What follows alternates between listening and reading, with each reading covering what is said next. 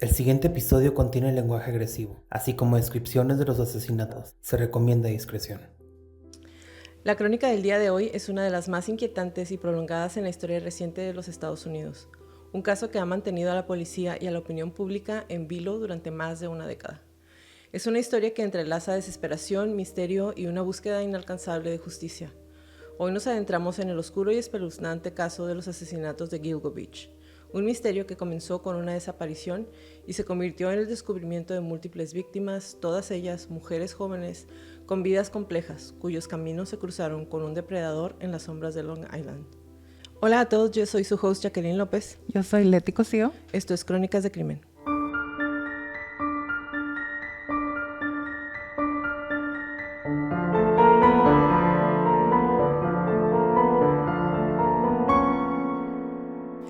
Hola a todos, antes de iniciar esta crónica queremos darles la bienvenida a la temporada número 12 de Crónicas de Crimen. Gracias por acompañarnos, regresar, estar después aquí, de este seguir aquí. Mes de vacaciones que les dimos. Esperamos que les guste todo. Que les guste nuestro playlist que ya les habíamos dicho. Entonces vamos a iniciar.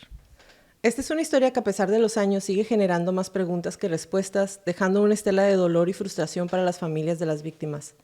La verdad es que este tipo de casos donde la información es tan fragmentada y las pistas son tan esquivas, es fácil perder la perspectiva humana. Pero hoy, más allá de los detalles forenses y de las teorías, queremos recordar a estas mujeres, darles voz y no permitir que sus historias sean olvidadas. Esta es una crónica que nos recuerda la vulnerabilidad, la persistencia del mal y la inalcanzable lucha de una madre por encontrar a su hija. Una búsqueda que, sin saberlo, destaparía un horror mucho mayor, más allá de lo que jamás hubieran imaginado. Nuestra historia comienza donde terminó nuestra temporada número 11. Si no han escuchado el último episodio de la temporada pasada, necesitan regresar para tener todo el contexto, aunque aquí les vamos a dar una inducción breve. La noche del 1 de mayo del 2010 en Oak Beach, una pequeña y exclusiva comunidad costera en la península de South Shore de Long Island, en Nueva York, un lugar de casas de vacaciones y calles tranquilas que pronto se convertiría en el epicentro de un misterio escalofriante. Ahí, una joven de 24 años, Shannon Gilbert, originaria de Ellenville, Nueva York, había sido contratada para un servicio como trabajadora sexual. Su cliente era Joseph Brewer y el encuentro tuvo lugar en su residencia. Shannon era descrita por su familia como una mujer muy vivaz con una personalidad fuerte y había estado trabajando para mantenerse, y aunque su profesión era estigmatizada, ella mantenía un lazo fuerte con su familia, quienes la esperaban de vuelta en casa. A las 4:51 de la mañana, lo que debía ser un encuentro transaccional normal, se convirtió en una escena de pánico en la que Shannon Gilbert realizó una llamada de 23 minutos al 911. En la llamada ella está gritando que alguien quería matarla. En el audio, que años más tarde sería parcialmente liberado, no se puede escuchar todavía la llamada completa, se podía escuchar su voz llena de pánico, desesperación y una creciente confusión. La operadora del 911, en lugar de enviar a la policía de inmediato, intentó entender la situación, perdiendo minutos valiosos mientras Shannon seguía en peligro. Se escuchaban voces de fondo en la llamada, incluyendo la de Joseph Brewer, quien era el que intentaba calmarla, él era su cliente, y la de Michael Pack, que en ese momento era el chofer con el que ella ya había trabajado ocasiones antes. La inacción o la tardanza de la respuesta inicial de las autoridades se convertiría en un punto de dolor y frustración para la familia de Shannon. Después de esa aterradora llamada, huyó de la casa de Brewer, corrió desorientada en la oscuridad de Oak Beach. Se dice que tocó la puerta de un vecino, Gus Coletti, gritando por ayuda, pero él no le abrió la puerta por miedo a la incertidumbre a que pasara algo. Los últimos informes la sitúan corriendo por la oscuridad de Oak Beach en lo que parecía ser un estado de delirio o pánico extremo, pero no sabemos qué la asustó tanto o quién era la persona o las personas que según ella querían asesinarla. Nadie lo sabía con certeza en ese momento. Vimos también cómo Mary Gilbert, una mujer de fuerza indomable y una dedicación inquebrantable, la madre de Shannon, no se quedó de brazos cruzados ante la desaparición de su hija. Desde el primer momento que supo que su hija estaba desaparecida, presionó incansablemente a las autoridades para que buscaran a Shannon. Insistió que su hija no se habría desvanecido voluntariamente, que algo terrible le había sucedido. La catalogaron como una fuga voluntaria o un caso de persona desaparecida de alto riesgo, debido a su estilo de vida. Un estigma que lamentablemente a menudo lleva a las autoridades a subestimar la gravedad de las desapariciones de las trabajadoras sexuales. Mary se negó a aceptar esta versión simplista de los hechos y se convirtió en la voz más fuerte en la búsqueda de su hija. Organizó búsquedas por su cuenta, hablando con los medios de comunicación y ejerciendo presión constante sobre los investigadores. Fue su tenacidad, su insistencia y su desesperación lo que finalmente impulsó a la policía a realizar una búsqueda más exhaustiva en los alrededores de Oak Beach, en la densa y pantanosa maleza que bordea Ocean Parkway. La ironía de esta historia es que la búsqueda de una vida revelaría una serie de muertes, un horror mucho mayor del que Mary Gilbert jamás hubiera imaginado.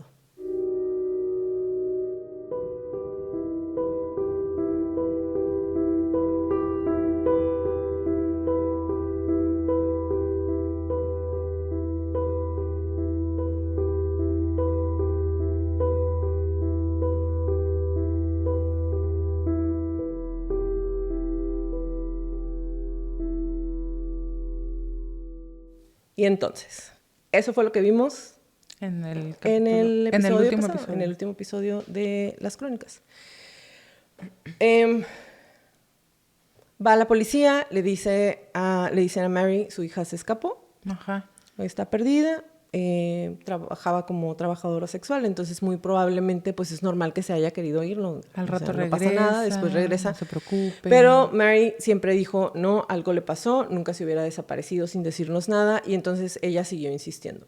Y fue durante esta búsqueda de Shannan Gilbert en un mes de diciembre, que está haciendo muchísimo frío en 2010, cuando un oficial de la policía de Suffolk, con su perro, buscando en una densa maleza a lo largo de Ocean Parkway, cerca de Gilgo Beach, hizo un descubrimiento macabro. El 11 de diciembre, el perro localizó los restos humanos de una mujer.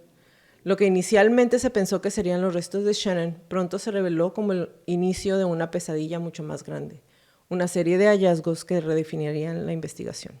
2 días después, el 13 de diciembre del 2010, se encontraron los restos de 3 mujeres más en la misma franja de vegetación y arbustos. Las víctimas fueron identificadas como Melissa Barthélemy, Maureen Brainard Barnes, Megan Waterman y Amber Costello. Todos los cuerpos estaban envueltos en sacos de arpillería o de lona como de yute, con los restos contenidos y en algunos casos atados con correas o cintas. La impactante cercanía de los cuerpos, todos a pocos metros de distancia entre sí, y la similitud en la forma que fueron ocultados, inmediatamente encendieron las alarmas. Esto no era una coincidencia aislada, era el trabajo de un asesino en serie o de un grupo de asesinos que utilizaban esta remota área como su cementerio personal. La policía se dio cuenta de que no estaba buscando a una sola persona desaparecida, sino que se enfrentaban a un depredador en serie. Pero la pesadilla estaba lejos de terminar. En marzo y abril del 2011, a medida que la primavera llegaba y la maleza se volvía menos densa, la búsqueda de Shannan Gilbert y el trabajo de investigación continuaron. La policía expandió su perímetro de búsqueda a lo largo de Ocean Parkway y lo que encontraron fue aún más escalofriante. 6 conjuntos de restos humanos adicionales fueron descubiertos, elevando el número total de víctimas a 10 y complicando aún más el panorama. Entre los restos de estos hallazgos se encontraban Jessica Taylor. Partes de su cuerpo fueron encontradas en Gilgo Beach en marzo del 2011, sin embargo, su torso había sido descubierto previamente en Monroeville en julio del 2003, lo que indica que este asesino había estado operando durante años o que había una conexión con otros crímenes no resueltos.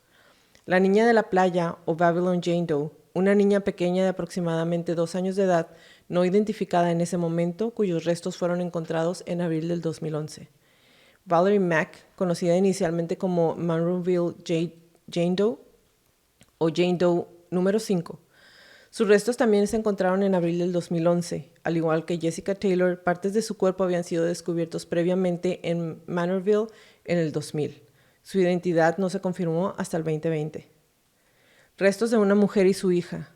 El 4 de abril del 2011 se encontraron los restos de una mujer y muy cerca los de una niña. Más tarde los investigadores confirmaron que eran madre e hija. La madre fue identificada como Peaches, un apodo que se le dio por el tatuaje de un durazno, y su hija de aproximadamente 18 o 24 meses, cuya cabeza había sido encontrada en el Parque Estatal Hempstead Lake en 1997. Los restos de la mujer se encontraron en Gilgo Beach y el torso en el Parque Estatal Hempstead en 1997. Ambas fueron finalmente identificadas en 2020 como Valerie Mack, la madre, y su hija cuyo nombre no se ha hecho público.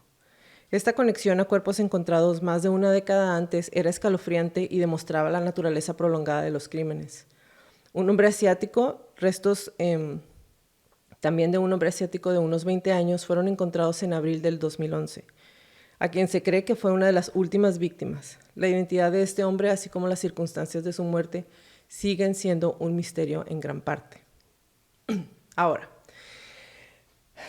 estos descubrimientos adicionales no solo aumentaron la magnitud del caso, sino que también complicaban la hipótesis de un único asesino con un patrón de víctimas tan específico como las 4 de Gilgo, que fue como se les conoció inicialmente a las primeras 4 víctimas que encontraron casi en hilera, ¿no?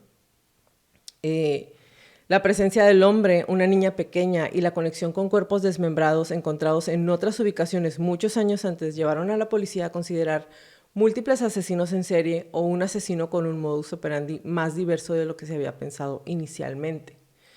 De hecho, yo no escuché completo Lisk.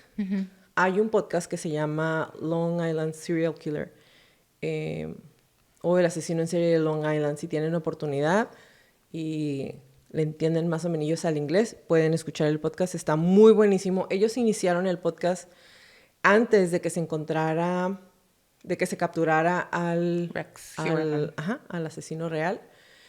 Y ellos estuvieron haciendo la investigación. Entonces, para ellos, cuando empezaron a ver todo esto, obviamente ellos hacen entrevistas con la policía, los que sí quisieron participar.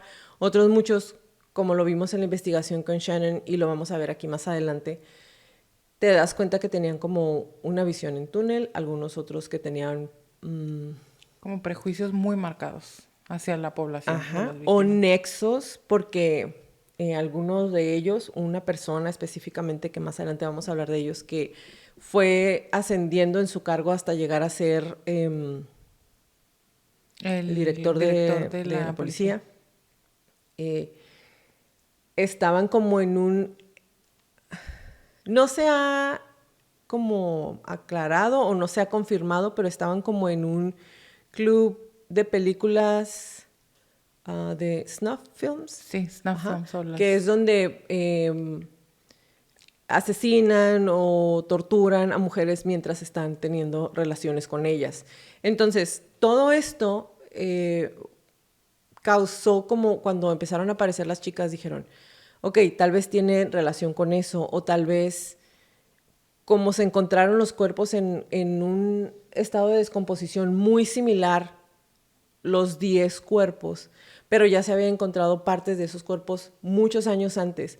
También dijeron, muy probablemente tenían todos los cuerpos guardados y los enterraron en un mismo, como en una misma fecha, aunque todas desaparecieron y fueron asesinadas en momentos distintos. Entonces probablemente también estaba como esa teoría de que muy probablemente tenían los cuerpos amontonados por algún lugar y por alguna extraña razón dejaban los restos en diferentes partes, o tal vez los movieron para que no las encontraran o para que no las pudieran identificar. Entonces, las teorías que hay alrededor de cómo dejaron estos cuerpos, pues varían muchísimo, ¿no? Entonces, a pesar de los múltiples hallazgos, el cuerpo de Shannon Gilbert no estaba entre ellos. Esto generó una frustración inmensa de Mary Gilbert, quien seguía convencida de que su hija había sido una víctima del mismo asesino. La policía, sin embargo, empezó a teorizar que la desaparición de Shannon podía ser un incidente separado, quizá una muerte accidental, como lo vimos en el episodio pasado, o un incidente relacionado con drogas debido a su comportamiento errático o paranoico en la llamada telefónica. Esta discrepancia entre la creencia de la familia y las teorías policiales es una constante en la investigación, alimentando la desconfianza y la sospecha de la familia Gilbert hacia las autoridades. Mary se aferró a la idea de que su hija fue una víctima del asesino de Gilgo y su lucha por la verdad nunca cesó. Muchos de los policías que trabajaban ahí concuerdan con esta teoría. Algunos otros no les queda claro el por qué la teoría fue esa, porque ahorita que les platiqué, y como lo vimos en el episodio pasado, cómo encuentran el cuerpo de Shannon, parte de lo que ellos decían es que no pudimos seguirla buscando porque estaba haciendo muchísimo frío y los policías no podían atravesar la maleza y todo eso. Pantano. Entonces dicen, ok, si ella se perdió cuando estaba haciendo tanto frío y estaba tan chiquita y tan flaquita, si tus policías no pudieron pasar por ahí, entonces, ¿cómo me dices que tu teoría es que ella sí pudo?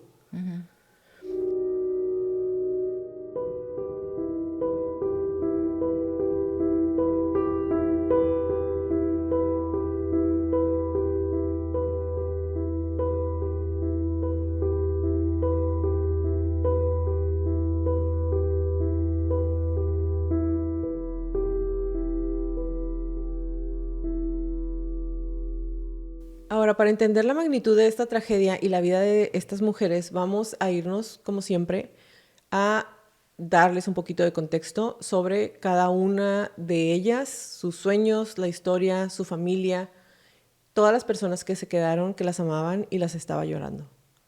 Las víctimas de Gilgo Beach, vamos a empezar con la primera, que es Melissa Bartholomew.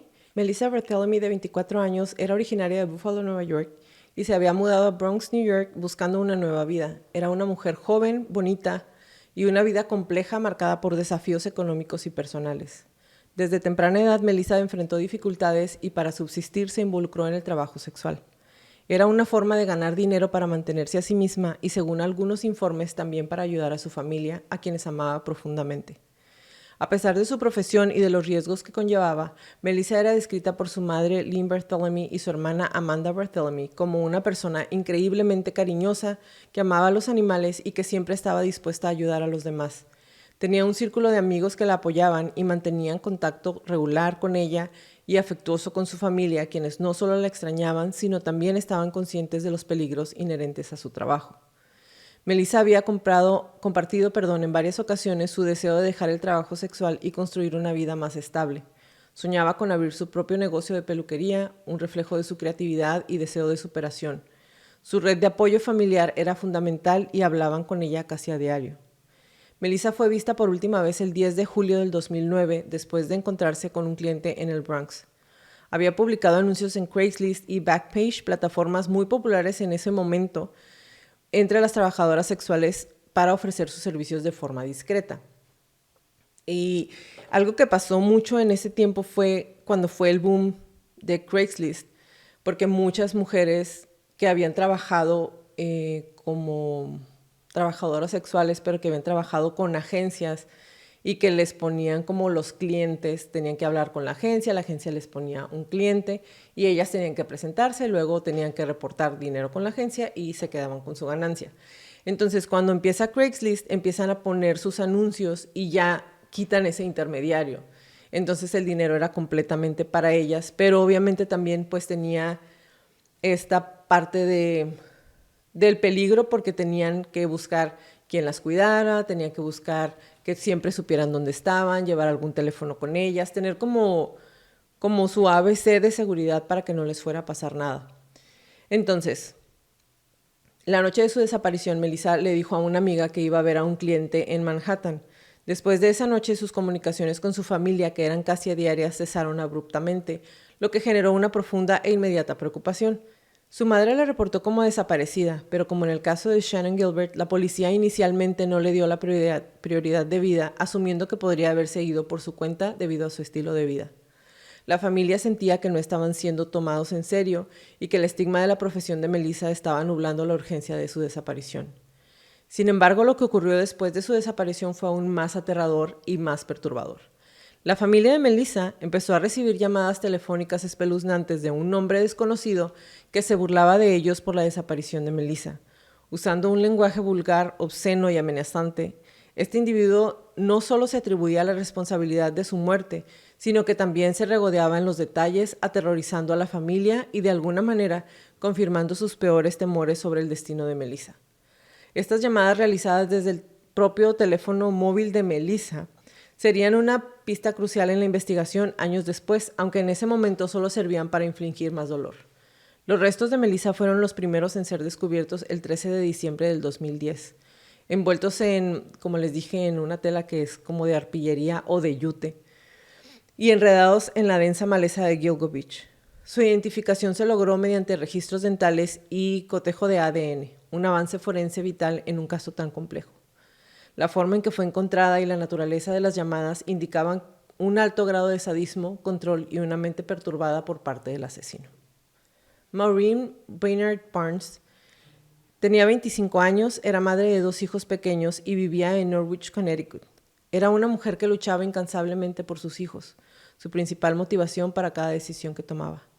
A diferencia de Melissa, Maureen tenía una situación familiar más estable y una red de apoyo que incluía a sus hijos, una hermana, Missy, y un ex esposo que la apoyaba en la crianza. Sin embargo, también se encontraba en una situación económica precaria, lo que la llevó a incursionar en el trabajo sexual como una forma desesperada de complementar sus ingresos y asegurarles un futuro mejor a sus hijos, a quienes adoraba. Maureen era descrita como una mujer dulce, cariñosa y profundamente dedicada a su familia. Se mantenía en contacto constante con su hermana y sus seres queridos, quienes la describían como una persona responsable y que no se alejaría sin previo aviso. Sus hijos eran su razón de ser y la idea de que pudiera abandonarlos era impensable para quienes la conocían. Maureen fue vista por última vez el 6 de julio del 2007 en Manhattan después de haber tomado un tren desde Connecticut para encontrarse con un cliente. Había reservado una habitación en un hotel Quality Inn en el centro de Manhattan. Como Melissa utilizaba sitios web como Craigslist y Backpage para contactar con sus clientes anunciando sus servicios. Las últimas comunicaciones que su familia tuvo con ella fueron llamadas telefónicas y mensajes de texto que indicaban que estaba en Nueva York. Después de esa noche, el silencio total. Su hermana Missy la reportó como desaparecida de inmediato y una vez más la respuesta inicial de la policía fue lenta y, según la familia, insuficiente debido a la naturaleza de su trabajo. La desaparición de Maureen, a diferencia de otras, no fue acompañada de llamadas macabras, pero el silencio en sí mismo era ensordecedor para su familia. Los restos de Maureen fueron encontrados el 13 de diciembre del 2010, el mismo día que los de Melissa y otras 2 mujeres, en la misma zona de Gilgo Beach. También estaba envuelta en la tela de yute y los restos habían sido desechados de manera similar, lo que reforzaba la teoría de un asesino en serie con un modus operandi consistente. Su identificación se logró a través de registros dentales, un proceso que, aunque fue lento, fue crucial para darle un nombre a la víctima y cerrar al menos en parte la incertidumbre de su familia. La similitud en la forma que los cuerpos fueron desechados, la profesión de las víctimas y las ubicaciones de sus desapariciones empezaron a formar un patrón inquietante para los investigadores, un patrón que se estaba volviendo imposible de ignorar. Pero que también, como ya tenemos 4 personas que se anunciaban en Craigslist, bueno, ahorita voy a seguir con las otras 2, que se anunciaban en Craigslist, que eran trabajadoras sexuales. Que están más o menos trabajando en la misma zona. Ajá. Cuando empezaron a encontrar los otros cuerpos después y cuando encuentran finalmente el de Shannon, la policía por eso dijo, tal vez entonces no es un solo asesino en serie, son varios, o tal vez no fue en el mismo tiempo, porque el modus operandi ya no es el mismo. Aunque sabemos, porque ya tenemos casi 4 años haciendo esto. Casi 6. ¿6 años? Empezamos en el 2020. Fíjense, casi 6 años haciendo esto. Que un asesino en serie evoluciona. No necesariamente van a hacer lo mismo siempre. Van, obviamente, aumentando su nivel de maldad, de violencia, y van aprendiendo de sus errores la mayoría de las veces. Pienso que la idea de que un asesino en serie se mantiene consistente a través de sus asesinatos en cuanto a modus operandi es muy 60, 70, todavía 80. Y a partir de los 90 no es que veamos que van evolucionando, sino hay muchos más asesinos en serie, hay mucha más información. Ya estamos aparte hablando van que descubriendo que les gusta el internet, más. exactamente. Los puede, y se puede escuchar súper cruel, pero es cierto, los puede aburrir aquello que hacían en un inicio y van cambiando, evolucionan. Van perfeccionando refinan la técnica. Su manera de hacer las cosas. Así es. Megan Waterman tenía 22 años y era originaria de Scarborough, Maine, y al igual que las otras víctimas se dedicaba al trabajo sexual. Sin embargo, su historia era particularmente trágica y muy compleja, pues había sido víctima de tráfico sexual, lo que la mantenía en un ciclo de explotación y vulnerabilidad. Megan era madre de una hija pequeña y su vida estaba marcada por la lucha por recuperarse de sus adicciones y por mantener a su hija, a quien amaba por encima de todo. Su familia, especialmente su madre, Lorraine, Estaba muy preocupada por ella y había intentado en repetidas ocasiones ayudarla a salir de su situación, ofreciéndole apoyo y un lugar seguro. A pesar de las dificultades, Megan era descrita como una persona amorosa, con un espíritu resiliente y un deseo profundo de una vida mejor y estable para su hija. Su red de apoyo estaba conformada principalmente por su madre, quien era su mayor defensora, y algunos amigos que también luchaban por salir de situaciones similares, creando un vínculo de apoyo mutuo en medio de la adversidad. Megan fue vista por última vez el 6 de junio del 2010 en Hapwick, Nueva York. Había viajado a Long Island desde Maine, supuestamente para encontrarse con un cliente. Se hospedaba en un hotel Super 8 con un hombre que, según la investigación, la había estado explotando y controlando. Las últimas llamadas y mensajes de texto de Megan a su familia expresaban miedo y preocupación, y le había dicho a su madre que no se sentía segura en la situación en la que se encontraba, que algo no estaba bien. Esa premonición de peligro la hizo reportar a su madre su desaparición de inmediato. La policía de Maine, aunque tomó la denuncia, no pudo avanzar mucho al no tener jurisdicción en Nueva York, lo que retrasó la coordinación de la búsqueda, como ya lo hemos visto antes. No, pues no me toca buscarla a mí porque no se desapareció aquí conmigo. Ve y repórtala allá en Nueva York, ¿no? Porque de allá se perdió. Y luego van a Nueva York y Nueva York le dice, sí, pero pues no vivía aquí. ¿En dónde vivía? En Maine. No, entonces ve y repórtala a Maine. Y ahí, ya saben, el círculo incansable de a mí no me toca, no me corresponde, está fuera de mi jurisdicción. Exactamente. Los restos de Megan fueron encontrados el 13 de diciembre del 2010. Fue la que tenía, creo que, menos tiempo de desaparecida, en la misma área que Melissa y Maureen, también envueltos en tela de yute y desechados de manera muy similar. Su identificación se logró mediante ADN, ya que había una muestra de ADN de Megan en los registros debido a su historial de arrestos, lo que aceleró el proceso de identificación. El descubrimiento de su cuerpo añadió otra pieza al rompecabezas, consolidando la idea de que un asesino en serie estaba operando en la zona de Gilgo Beach. Amber Costello tenía 27 años y vivía en North Babylon, Nueva York. Era una mujer con una personalidad vibrante, una gran energía y un sentido del humor que iluminaba a quienes la rodeaban. Al igual que las otras víctimas, Amber se dedicaba al trabajo sexual para poder mantenerse y, según sus amigos, tenía problemas de adicción que la mantenían en un ciclo difícil del que luchaba por salir. A pesar de su estilo de vida, Amber era muy querida por sus amigos más cercanos y era conocida por su lealtad, su generosidad y su capacidad para hacer reír a la gente incluso en sus momentos más oscuros. Tenía una red de apoyo con algunos amigos cercanos que se preocupaban genuinamente por ella y la veían como una persona fuerte con un gran corazón y un deseo de superar sus desafíos.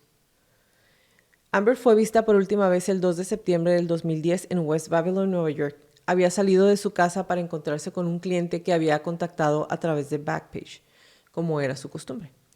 Los últimos informes de sus amigos indican que estaba esperando al cliente en su casa y se sabe que hizo una llamada telefónica esa noche para coordinar el encuentro. Después de esto desapareció sin dejar rastro. Sus amigos, preocupados por su repentino silencio, la reportaron como desaparecida y la policía inició la investigación, aunque como en los casos anteriores, el estigma de su profesión dificultó la prontitud y la profundidad de la búsqueda inicial, creando frustración entre todas las personas que fueron a poner la denuncia de desaparición de personas.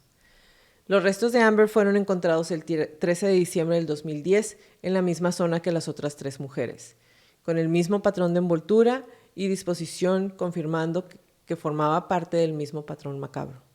Su identificación también se logró mediante ADN. El hallazgo de Amber consolidó la idea de que las 4 mujeres, las 4 de Gilgo, estaban conectadas por un mismo agresor. Las autoridades ya no podían ignorar la evidente relación en los casos, la forma en que fueron encontradas sin signos externos de trauma severo, pero con claros indicios de haber sido desechadas con premeditación, apuntaban a un asesino metódico, calculador y con un conocimiento de la zona y de cómo ocultar sus crímenes. Además de que cuando sucedió todo esto, de que ya encuentran a las 4, todo esto inicia nuevamente porque están buscando a Shannon. Uh-huh. Encuentran a las 4 chicas, siguen sin encontrar a Shannon. Al inicio, cuando encuentran a la primera chica, cuando encuentran a Melissa. Cuando encuentran a Melissa, fue como, una trabajadora sexual o una prostituta fue asesinada en Gilgo Beach. Y luego otra. y luego otra, y luego otra. Y en los periódicos seguía diciendo, ¿no? Ay, están asesinando prostitutas en Gilgo Beach. Ay, desaparición de prostitutas en Gilgo Beach. Asesinatos. Pero cuando ya fueron las 4, y la policía mismo lo dice, y algunas personas, algunos reporteros que estaban cubriendo esta noticia o que cubrieron la noticia desde un inicio, específicamente a una chica, no me acuerdo el nombre, ella dice, dejaron de ser Maureen, dejó de ser Melissa, dejaron de ser ellas para entonces ser las víctimas de un asesino en serie. Y la gente empezó a emocionarse porque estaban teniendo un asesino en serie en ese momento. Se estaba desenredando el caso de un asesino en serie frente a todos. Y la gente, en lugar de preocuparse por ellas o de saber qué era lo que les había pasado, estaban queriendo saber qué era lo que había pasado porque era un asesino en serie. No porque estuvieran las víctimas, sino por descubrir quién era la persona que estaba asesinando a las víctimas. Y no desde un punto de vista, quiero atrapar al maldito que está haciendo esto, sino desde un punto de vista, wow, tenemos un Desde asesino el en serie. morbo. Exactamente. Sí, es ahí cuando yo digo como súper importante no perdernos en la historia. Eso ya lo he mencionado antes, que nos decían los maestros siempre como, no te pierdas en la historia. No nada más porque esté, aunque suene terrible, entretenido o porque el morbo te esté ganando. Hay que prestar atención a todos los indicios, a todas las pistas, a todos los hechos que estamos teniendo, porque ahí es donde está la clave. Pero obviamente ya sabemos, entre la manera en cómo se estaban reportando todos los incidentes, lo que la policía declaraba a los periódicos y a los entrevistadores, lo que decían en todas las ruedas de prensa, porque hacían ahí mismo como en la playa, ahí llegaban todas las cámaras, todos los reporteros y las cosas que decían los policías. Eso es lo que para mí, yo supongo que para ti también, es lo que abre la puerta o permite que la gente se pierda en la historia. O sea, ¿cómo se dice? No que lo fanaticen, pero sí hasta cierto punto es lo que hacen que la gente se aturda, es la palabra que estaba buscando, con lo espectacular que puede sonar, no porque esté cool o porque sea bueno, tenemos un asesino en serie en tiempo real y estamos descubriendo paso a paso, pero o sea, reporta lo diferente. Son 4 mujeres desaparecidas que ya las encontramos, tienen el mismo perfil, o sea, la victimología. Si hicieran como, yo pienso, ese twist de enfocarse en las víctimas, que es lo que nosotros siempre queremos, en vez de enfocarse en el asesino, yo pienso que la gente lo vería diferente, o sea, te impactaría diferente. Así es. Mucha gente se acercaba a esas ruedas de prensa precisamente como estás diciendo, con sus camisetas de CSI o con SBU Special Units o Law and Order. Ajá, de La Ley y el Orden, víctimas especiales, ya saben. Entonces ellos dicen, o sea, la gente realmente, pues es lo que venimos platicándoles, ¿no? Hollywood, a final de cuentas, y yo me cuento entre eso porque obviamente... Aquí estamos. Ajá, exactamente. Y mi fascinación, otra vez, aunque se escuche mórbido, sobre qué está pasando en la cabeza de las personas, yo la alimentaba con esos programas, ¿sabes?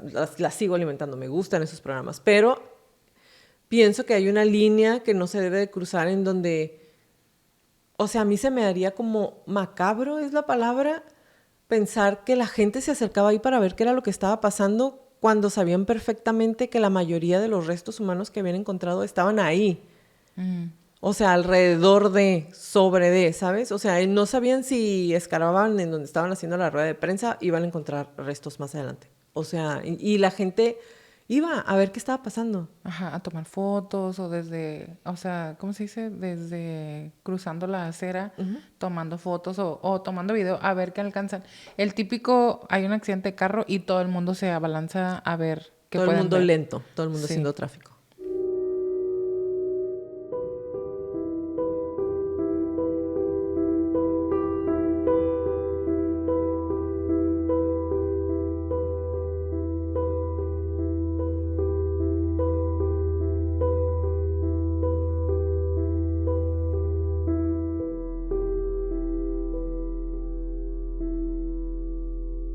Interrumpimos la crónica porque queremos invitarlos a seguirnos en nuestras redes sociales, Facebook, Instagram, YouTube, como @crónicas de crimen. Ahí subimos toda la información y fotos de nuestras crónicas. También pueden invitarnos un café en el Patreon, regalarnos un super like o simplemente compartirnos con sus conocidos para que más gente pueda escucharnos. Y se pueden unir a nuestro nuevo grupo de WhatsApp. Ahí les compartimos artículos breves, información, a veces les mandamos audios sobre los diferentes casos y las investigaciones en curso.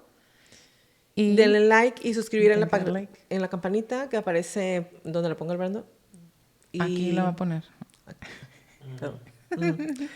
Y todo lo demás.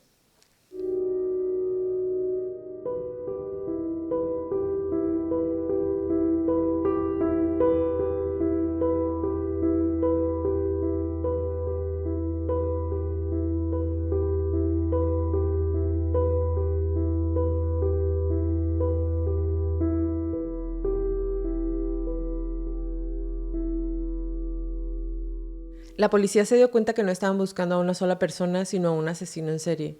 El patrón era escalofriante. Todas las víctimas eran mujeres jóvenes, trabajadoras sexuales, y sus cuerpos fueron encontrados en la misma franja de la carretera, envueltos de manera similar. La zona pantanosa y densa de maleza de Gilgo Beach ofrecía el escenario perfecto para esconder los crímenes, un lugar solitario y de difícil acceso que un asesino podía haber conocido bien, quizá incluso un local. La disposición cuidadosa de los cuerpos sugería un nivel de planificación y control. Y es aquí donde la ciencia forense juega un papel crucial, como en todos los casos, porque aunque los cuerpos estaban en diferentes estados de descomposición debido al tiempo transcurrido desde sus desapariciones, los investigadores pudieron utilizar técnicas avanzadas para obtener información vital. Ya lo comentó Jacqueline, los registros dentales, el cotejo de ADN, análisis de las fibras del yute o el material de los sacos en donde estaban envueltas. Hicieron análisis de la tierra, del fango, de la fauna, de la fauna porque había mucha fauna silvestre ahí alrededor. Todo eso es lo que para ellos era, tenemos que analizarlo detalladamente para ver si podemos obtener la mínima pista. Cada fragmento de evidencia, por pequeño que fuera, era una pieza del rompecabezas y lo tenían que estar armando lentamente. Los patólogos forenses buscaron signos de asfixia, de estrangulamiento o algún trauma contundente, aunque el estado de los cuerpos a menudo les dificultaba hacer este tipo de análisis.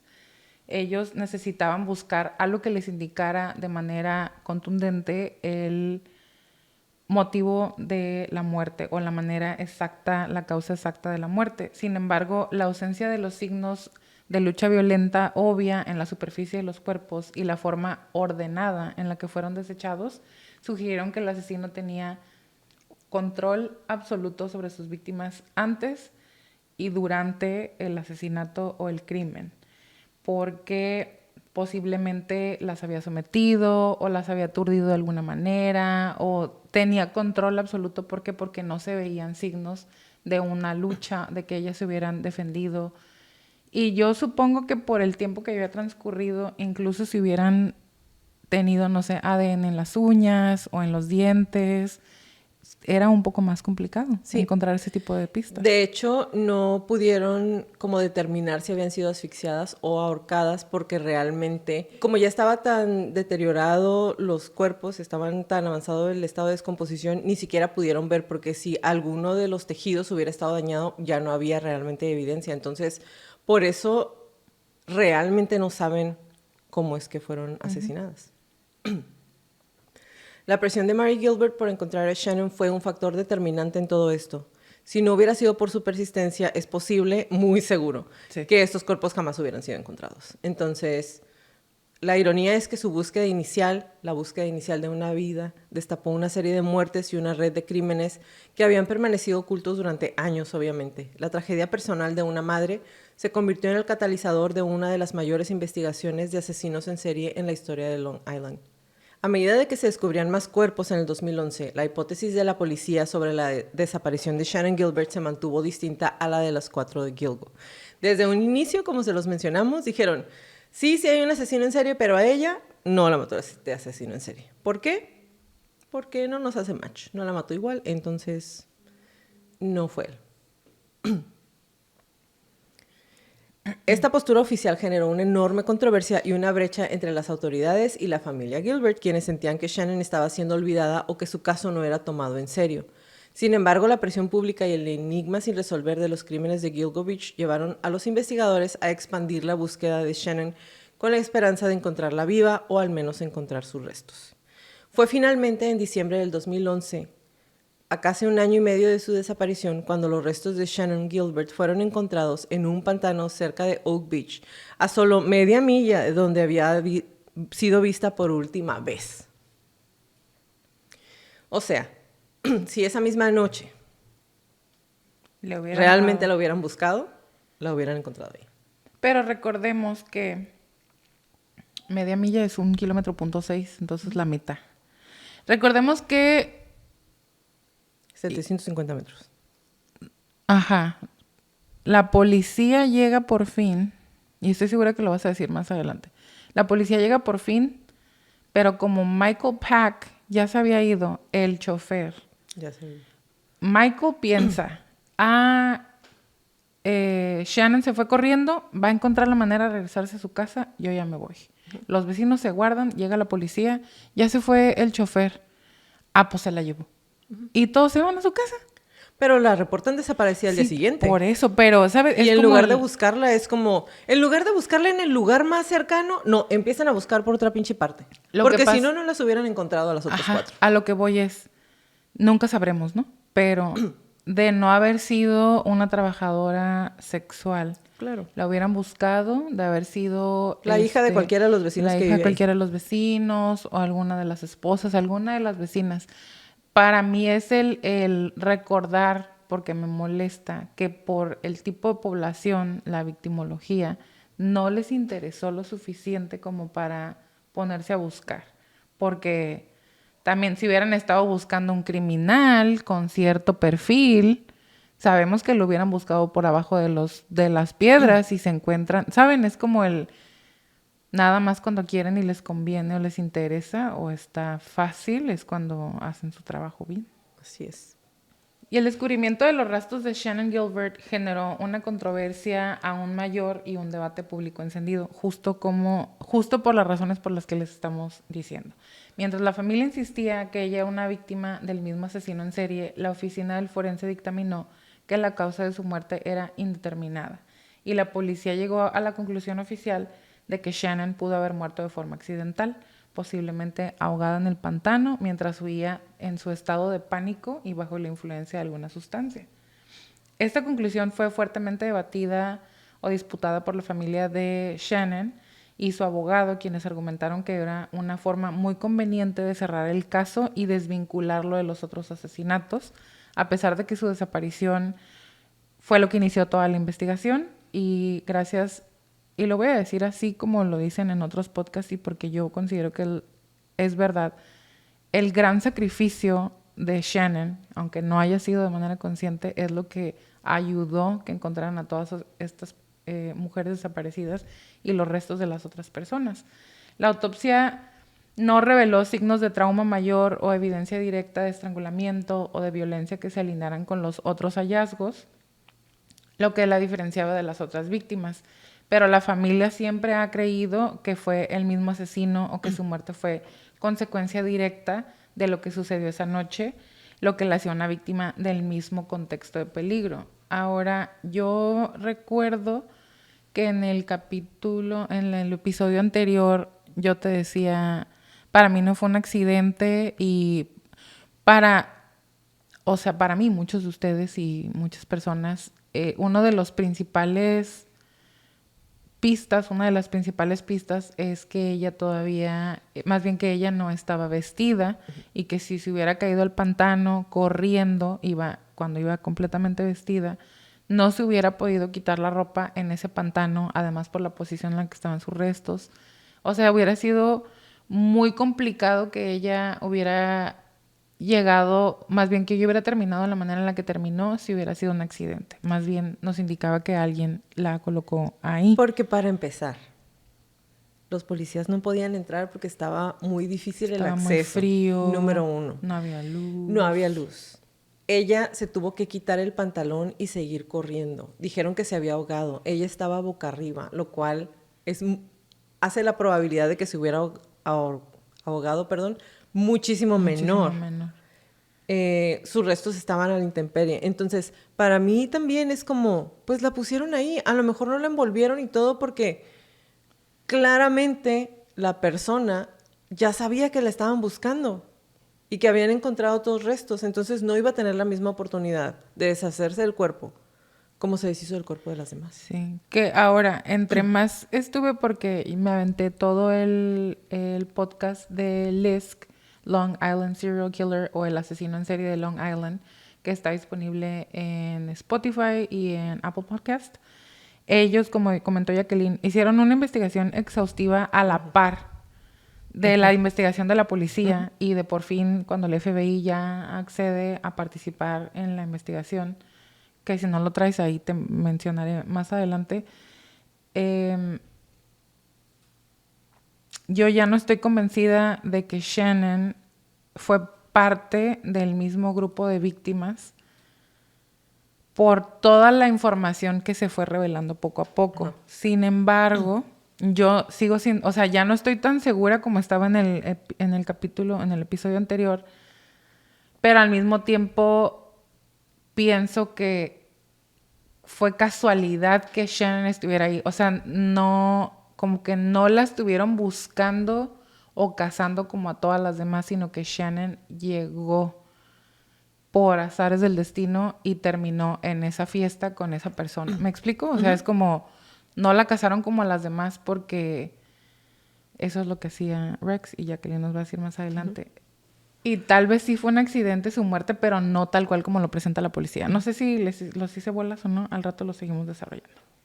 Los primeros sospechosos surgieron de las pistas que se tenían, aunque en ese momento eran muy vagas y muy fragmentadas. Las llamadas telefónicas que el asesino le hizo a la familia de Melissa Bartholomew fueron una de las principales pistas y de las más importantes. Los investigadores rastrearon los teléfonos de las víctimas y sus últimas comunicaciones, pero el asesino utilizaba números de teléfono desechables y técnicas para evitar ser rastreado, lo que dificultaban más su identificación. La policía también investigó los últimos clientes con los que las mujeres se habían encontrado, y entre los sospechosos iniciales estuvieron Joseph Brewer, obviamente, que es el cliente de Shannon Gilbert, quien estuvo con ella la noche de su desaparición. Fue interrogado exhaustivamente, pero no se encontró evidencia que lo vinculara con los asesinos de las otras mujeres. Mantuvo su inocencia y cooperó con la investigación. Joseph Brewer era un residente de esta comunidad y en el 2010 era un hombre de negocios, consultor financiero que vivía solo en su casa en Oak Beach. Según los informes, llevaba una vida tranquila y era un miembro más de la comunidad sin antecedentes penales de relevancia. Su vida estaba a punto de cambiar drásticamente la noche del 30 de abril después de haberle hablado a Shannon para que fuera a trabajar con él. Shannon llegó a la casa de Brewer acompañada de su conductor Michael Pack. Lo que sucedió dentro de la casa durante las siguientes horas es lo que sigue siendo objeto de debate. Según la versión de Brewer, que ha mantenido consistentemente a lo largo de los años, Shannon empezó a actuar de manera errática y paranoica, y él afirmó que ella se negaba a irse y que en un momento dado su comportamiento se volvió tan extraño que él mismo se preocupó, y es lo que dice desde un inicio. Él le dice lo mismo a la policía ese día en la noche. Fue entonces cuando ella hace la llamada al 911, la llamada que dura 23 minutos, y ella decía repetidamente, están tratando de matarme. No era un está, era están. Uh-huh. ¿Okay? Entonces era más de una persona. Uh-huh. Brewer, por su parte, insistió en que él no estaba haciendo ningún daño. De hecho, testificó después de que Shannon hiciera la llamada que le hizo a su conductor, a Michael. Él hizo que entrara a la casa para tratar de calmarla y convencerla de que se fuera, pero Shannon, en su estado de pánico, huyó de la casa, corrió hacia la noche descalza y desapareció en la oscuridad de Oak Beach. Brewer cooperó plenamente con la policía desde su primer momento, permitió que registraran su casa en múltiples ocasiones, su coartada fue verificada. Después de que Shannon huyó, él se quedó en casa, los investigadores lo interrogaron exhaustivamente, le hicieron pruebas de polígrafo y analizaron sus comunicaciones. Al final, la policía de Suffolk concluyó que no había ninguna evidencia que vinculara a Joseph Brewer con la desaparición de Shannon ni con los asesinatos de las otras mujeres, conocidas como las 4 de Gilgo. Para ellos, Brewer fue simplemente el último cliente, el catalizador involuntario de una tragedia que se desencadenó por razones que quizá nunca vamos a entender del todo. Gus Coletti. El vecino a cuya puerta Shannon Gilbert toca pidiendo ayuda, un punto de controversia. Cuando Shannon huye de la casa de Brewer, corre desesperadamente por las calles oscuras de la comunidad y en su pánico busca ayuda, y la primera puerta a la que llega y golpea es la de Coletti. Era una persona mayor, también vivía una vida muy privada en Oak Beach, y obviamente la imagen para él fue muy aterradora. Es, en medio de la noche, una mujer grita golpeando la puerta pidiendo auxilio. La reacción fue la de no involucrarse directamente, no le abrió la puerta a Shannon. En lugar de eso, le habla a la policía y su llamada también queda registrada, informa de una mujer que actúa de forma errática y que está causando disturbios fuera de su casa. La controversia en torno a Coletti no es tanto penal como moral. Muchos se han preguntado por qué no la ayudó, por qué no la dejó entrar. Pero aquí sí, realmente yo creo que... Muy válido. Sí, o sea, eran las 4:30, casi 5 de la mañana. Claro que... Y no sabe qué está pasando, es una comunidad cerrada, es en medio de la noche, pues muy probablemente casi cualquier persona haría lo mismo que él, ¿no? Sí, porque también es una técnica bien conocida que llegue una mujer pidiendo ayuda, tocando tu puerta Y o luego se meten en a la la casa. autopista y se meten a tu casa y viene más gente. O sea, lo dijimos desde, me parece, el episodio anterior que no, o sea, no hay juzgue ni No, reclamo en realidad porque pues él está en su casa. Exactamente. Al igual que Brewer, Coletti cooperó con la investigación. Su relato de los hechos ayudó a la policía a construir la línea de tiempo de los últimos movimientos de Shannon. Lo vieron y lo interrogaron, y al no encontrar ninguna conexión con los crímenes, también fue descartado como sospechoso en la serie de asesinatos de Gilgo Beach.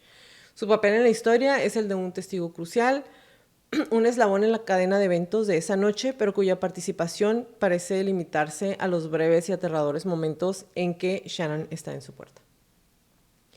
Peter Hackett, el médico de Oak Beach. Y aquí... Médico entre comillas. Aquí es cosa donde la historia se vuelve más extraña, densa, bizarra y what the fuck. Sí, sí, sí, sí. Si Brewer fue el catalizador y Coletti el testigo, Peter Hackett se convirtió durante años en la encarnación de la sospecha, el personaje misterioso principal que parece tener todas las respuestas y parecía ser ese chismoso que quiere ayudar y que al final siempre resulta ser el culpable. Esa fue lo que Así parecía. se pintaba. Peter Hackett era otro residente de Oak Beach y su casa estaba muy cerca de el lugar en donde año y medio después encontraron los restos de Shannon Gilbert. Lo que lo catapultó al centro de la investigación no fue su presencia esa noche, sino lo que hizo después. Unos días después de la desaparición de Shannon, su madre Mary Gilbert recibió 2 llamadas telefónicas muy extrañas. El hombre al otro lado de la línea era Peter Hackett. En estas llamadas, Hackett le dijo a Mary Gilbert algo increíblemente sospechoso. Afirmó que él dirigía un hogar para chicas con problemas y que Shannon estaba bajo su cuidado. Le dijo que no se preocupara, que él la estaba cuidando. Entonces, imaginen esa llamada para la mamá que tiene desaparecida a su hija. Cuando la policía comenzó a investigar a Hackett, la historia cambió. Se retractó por completo y negó haber visto a Shannon esa noche y afirmó que sus llamadas a Mary Gilbert fueron un intento torpe de consolar a una madre angustiada basándose en rumores que había escuchado. Lo desprecio. Esta contradicción flagrante lo convirtió inmediatamente en una persona de gran interés, obviamente. Además estaba el apodo de Dr. Hackett. Se presentaba como médico, lo que añadía una capa de autoridad y potencialmente siniestra a su perfil. Sin embargo, las investigaciones revelaron que no era médico cirujano ni de cabecera ni médico en general. Era un paramédico jubilado o un médico de emergencias, una distinción importante que alimentó las teorías de que era un farsante. Durante años, Hackett fue el principal sospechoso en la mente del público y de la familia Gilbert. Su comportamiento era errático, sus declaraciones eran contradictorias y su casa estaba peligrosamente cerca de donde se encontraron a Shannon. La abogada de la familia Gilbert, John Ray, llegó a demandarlo civilmente alegando que él había drogado a Shannon y facilitado su muerte, posiblemente de forma accidental, y que luego había ocultado su cuerpo. La policía investigó a fondo a Hackett, rastrearon sus movimientos, analizaron sus comunicaciones y registraron su propiedad. Pero no tan bien, porque si hubieran revisado un poquito más afuera, la hubieran encontrado. Claro. Pero no encontraron nada, ninguna sola prueba física o forense que lo vinculara directamente con la muerte de Shannon o con los otros asesinatos. A pesar de sus mentiras y su comportamiento profundamente sospechoso, no había caso penal contra él. Con el tiempo, la teoría policial se consolidó en que la muerte de Shannon, aunque trágica, fue probablemente un accidente que en su estado de pánico, posiblemente inducido por drogas, corrió hacia la maleza, que se desorientó y en la densa vegetación se ahogó. Ahora, este señorcito Hackett, en la investigación que hace la policía sobre él, encuentran que este señorcito despreciable se había estado presentando como médico especialista en intervención en crisis durante varias crisis. No recuerdo ahorita exactamente cuál. Una crisis bastante grande y él llegaba con uniforme y gafete y todo para decir que podía ayudar, y después dio entrevistas de que él había estado presente en tal o cual crisis y que él había sido, ¿sabes? O sea, era un mentiroso por deporte, compulsivo. Me cayó tan gordo. O si estamos hablando, y digo, me voy a adelantar, ¿no? Me voy a adelantar un episodio y medio. O si estamos hablando de que tal vez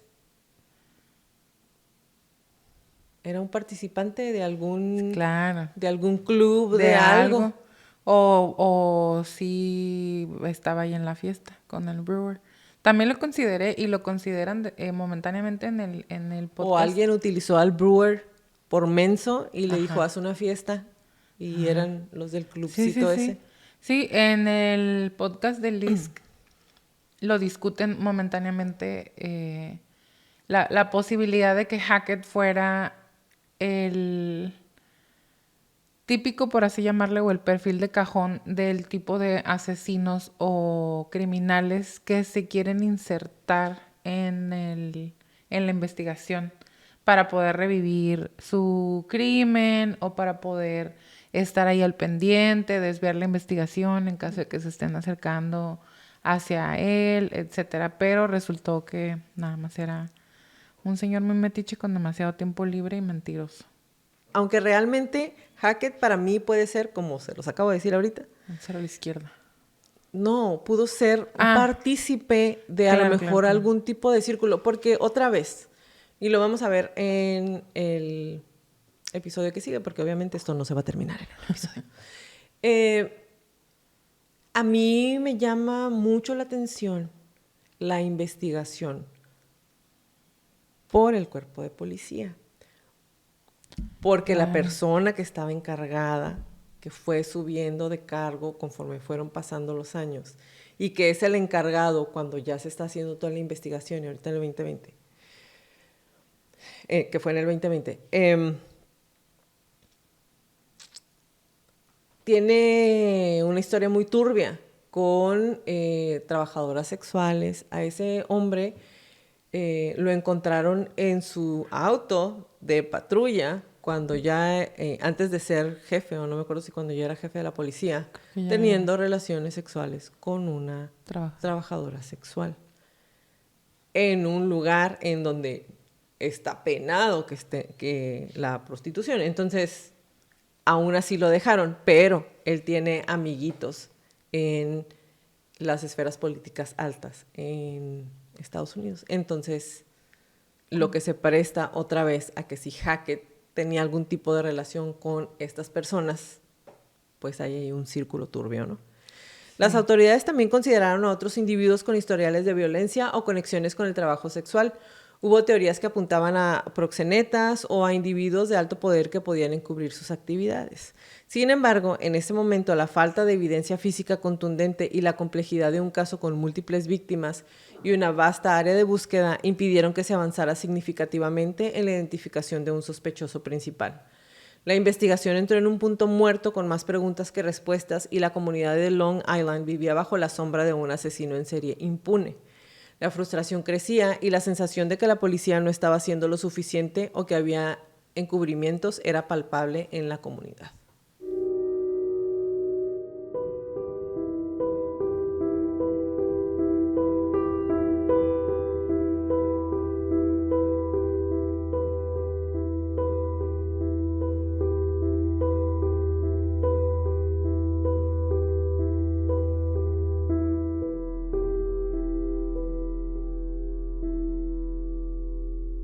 Y entonces, con lo que llevamos de información hasta ahorita, obviamente no les hemos presentado al asesino real, pero hasta donde vamos ahorita, ¿qué es lo que nos trae del perfil psicológico? Si analizamos el patrón de los asesinatos de Gilgo Beach, específicamente las 4 de Gilgo, Melissa, Maureen, Megan y Amber, y los hallazgos posteriores como Jessica, Valerie, podemos empezar a trazar un perfil psicológico del asesino, o por lo menos del tipo de personalidad al que nos podríamos estar enfrentando. Este asesino, o asesinos, pero ya sabemos que es uno, operaba con una mezcla de premeditación, control y una notable sangre fría. Me gustaría mencionar un pedazo de una entrevista que le hicieron a Dennis Nielsen, es un asesino en serie de Inglaterra. Él comenta que los asesinos en serie, y se refería específicamente a Hannibal Lecter porque es contemporáneo de la película, él decía, los asesinos en serie en las películas son poderosos, yo no soy poderoso. Y es la falta de poder lo que nos conduce a estas acciones. Alguien con una vida llena de logros pocas veces buscará o tendrá estas compulsiones. La mayoría de los asesinos en serie son aburridos porque son psicópatas y no pueden relacionarse con las personas como todos los demás. Sí pueden pretender y hasta exitosamente engañar a todos por mucho tiempo. Pero ¿qué te he dicho? ¿Qué les he dicho antes? No puedes engañar a todo el mundo todo el tiempo. Y esto me recordó a el discurso con el que abre Patrick Bateman, psicópata americano. Él dice, me llamo Patrick Bateman, tengo 27. Me gusta cuidarme. Sigo una dieta equilibrada y una rutina rigurosa de ejercicios. Siempre utilizo una loción para después del afeitado sin alcohol o con poco alcohol porque el alcohol te reseca la piel y eso te hace parecer mayor. Utilizo una crema hidratante antiarrugas para los ojos y una crema para el cuerpo después. Existe la idea de que un tal Patrick Bateman es una especie de abstracción porque yo no existo de verdad, sino solo como ente, como algo ilusorio. Y aunque puedo ocultarte mi mirada fría, si me das la mano notarás que mi carne roza la tuya e incluso tal vez intuyas que tengamos estilos de vida parecidos, pero yo sencillamente no estoy ahí. Es decir, no hay empatía, no hay un intercambio con las personas, no hay profundidad, no tienen dimensión. Hannibal Lecter es un personaje muy exitoso, pero la película empieza cuando él ya fue atrapado. Uh-huh. Entonces, esta idea de que no van a ser atrapados si son brillantes, tiene más que ver con la suerte que tienen, el tiempo que le toma a la policía alcanzarlos y la estupidez de todos los demás a su alrededor. ¿Por qué? Porque en la mayoría de las películas a todos los asesinos los atrapan. En la historia real a la mayoría de los asesinos los atrapan. ¿Por qué? Porque no tiene que ver con qué tan buenos son o si se van perfeccionando, sino es en conjunto. La policía, las pistas que van dejando, las equivocaciones o los errores que tengan. Ahora, el asesino de Gilgo Beach, como ya lo estuvimos escuchando en el episodio anterior y en este, sí fue exitoso durante muchísimo tiempo y Jacqueline todavía nos va a platicar un poco más y vamos a ir viendo por qué fue tan exitoso en el aspecto de que fue acumulando víctimas y no lo atraparon. Pero el perfil que llevamos hasta ahorita es de una persona organizada. ¿Por qué? Porque fue perfeccionando su estilo, fue perfeccionando sus técnicas y fue aprendiendo. Tenemos una persona que es arriesgada, controlada. ¿Por qué arriesgada? Porque sí movía los cuerpos del lugar y los estaba enterrando todos en el mismo lugar, pero tenía un plan. ¿Por qué? Porque nadie lo estaba viendo. Es una persona que tiene inteligencia por encima de la media y lo podemos comparar con otros asesinos que tal vez no tenían una inteligencia por encima de la media, por mencionarles que casi siempre menciono, Richard Ramirez. No que él no fuera inteligente, sino que no su inteligencia no era por encima de la media y él no estaba planeando las cosas.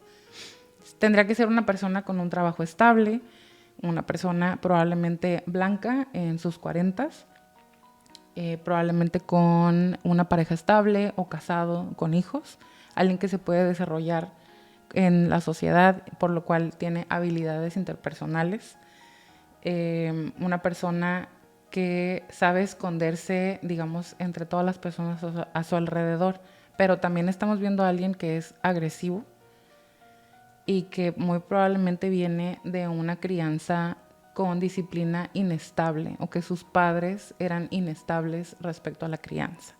Eso es lo que tenemos hasta ahorita. ¿Y por qué podemos hablar de la crianza?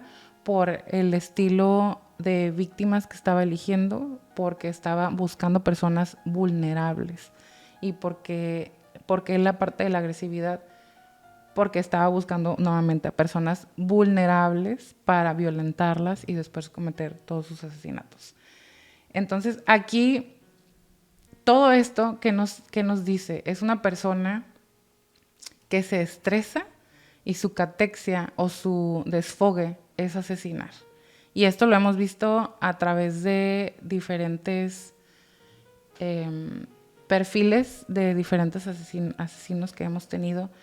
Es una persona para la cual probablemente el asesinar se convirtió en una herramienta para resolver problemas o para afrontar la realidad a la que se estaba enfrentando.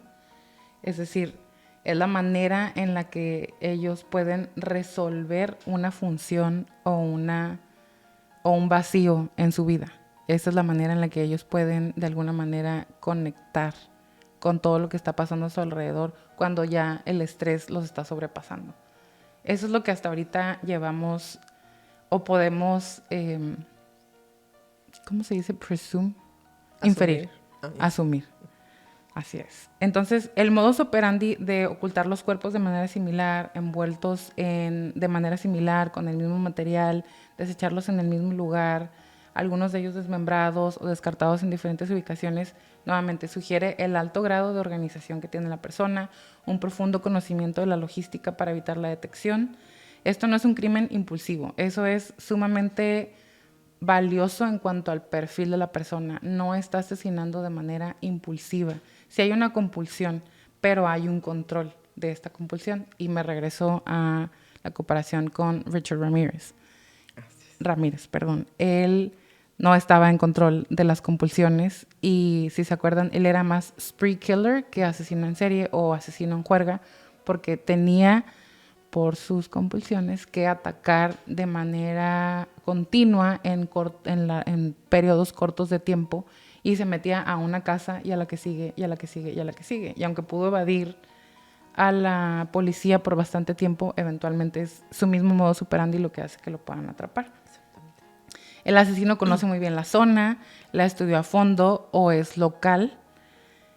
El tipo de asesino organizado tiende a ser metódico. Nuevamente, esto nos demuestra que tiene la capacidad de planear, que tiene control de sus emociones, de sus compulsiones, que puede generar un plan, que tiene el tiempo, sobre todo. Tiene el tiempo, las herramientas, literal, las herramientas físicas, las herramientas y las habilidades mentales y psicosociales para aparentar una vida normal, digamos, para llevar una doble vida. Y esto lo podemos ver con Dennis Rader, lo podemos ver con el asesino del Golden State Killer, que también lo hicimos con Ted Bundy. Son astutos, inteligentes, capaces de evadir la detección durante muchísimo tiempo y van creando una fachada que les permite operar sin levantar sospechas. Y es esto precisamente lo que los hace no más peligrosos que otros, porque si a mí me lo preguntan, todos los asesinos son igual de peligrosos, pero los hace particularmente peligrosos porque es eso lo que les permite que no los atrapen durante tanto tiempo, que puedan perderse entre las personas, que no sea, o sea, no va a haber algo físico, una característica física, una estatura, un peso, un color de piel incluso, que nos vaya a decir a las personas normales, sí, incluso a los detectives, a los policías. No va a haber algo que siempre nos indique que esa es la persona. es a través de la investigación, a través del el perfil psicológico, a través del trabajo de muchas personas al mismo tiempo. Desafortunadamente, una vez que ya se tienen a las víctimas o ya que se cometieron los crímenes, es cuando ya podemos empezar a armar el perfil, y es así como se van acercando lentamente, y es como atraparon al asesino de estas mujeres que estaban tan vulnerables.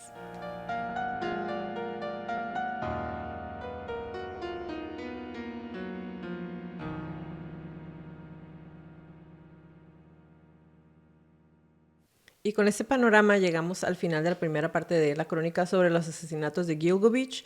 Hemos explorado el inicio de esta pesadilla, la inalcanzable búsqueda de Shannon Gilbert que destapó un horror mayor, y las historias de las primeras víctimas, mujeres cuyas vidas fueron truncadas de manera tan brutal.